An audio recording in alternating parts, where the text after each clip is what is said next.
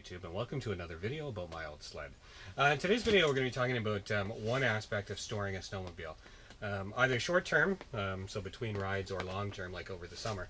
And that's lifting the rear end of the snowmobile, the rear suspension, off the ground. You'll find there's different schools of thought about that in terms of lifting the snowmobile. Do you need to? Do you not need to? I've talked to a lot of different riders, and when I was getting ready to do this video, I talked to a few licensed snowmobile dealerships, and it kind of came down to personal preference. There really isn't a strong argument either way. I feel that it's a better idea to have the snowmobile lifted off the ground when it's stored, and we'll just talk about some of the reasons for that.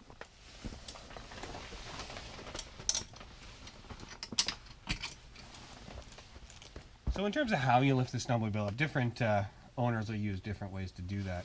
This is a fairly inexpensive snowmobile lift. I got this one from Canadian Tire, which, for my friends in the south, is a retailer in Canada.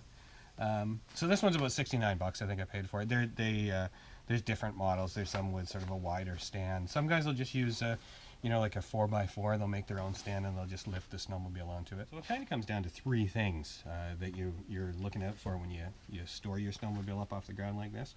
So it's the track, the springs, and the shock in the rear suspension. Some guys will store both front end and back end off the ground. Like I said, I generally lift the back end. So in terms of the track, there's a couple of reasons. So the track's rubber, and you know yourself, if you ever had a car with a low tire and it's been sitting in one place for a long period of time, it can get deformed. So that's the one reason I do, especially if you look at where I'm storing mine. I'm outside in like a tarp shed, and the ground's not great to be storing something on, so I do it for that reason. If it's up off the ground, you can move the track, you can check the track and check the bogies and things like that.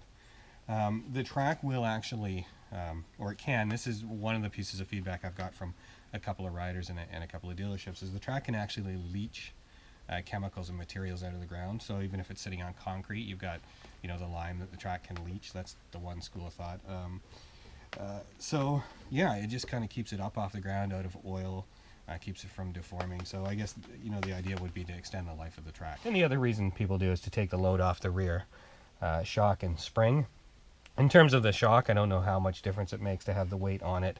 I've heard a couple people say even that it, if it's compressed and that shaft is up inside, it's not going to corrode. But, there again, if you spray it with rust check when it's stored.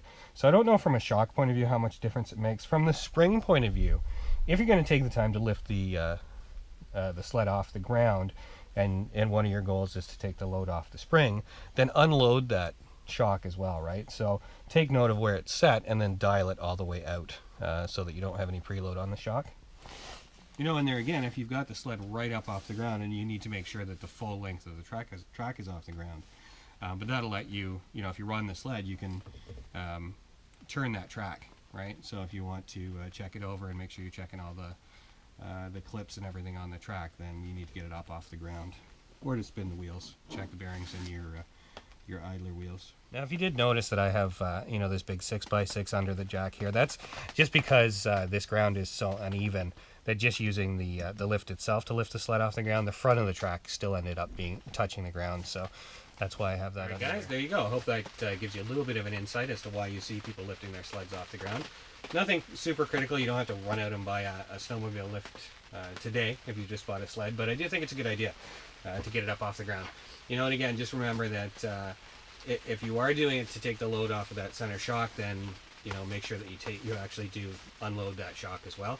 Particularly for the summer season, just take note of where it was set before you did it. Love to hear what you guys do. So if you lift your sled up, if you don't, what your thoughts for or against, go ahead and post them in the comments. So I hope you found that video useful. If you did, go ahead and hit like or subscribe, and I'll see you next time.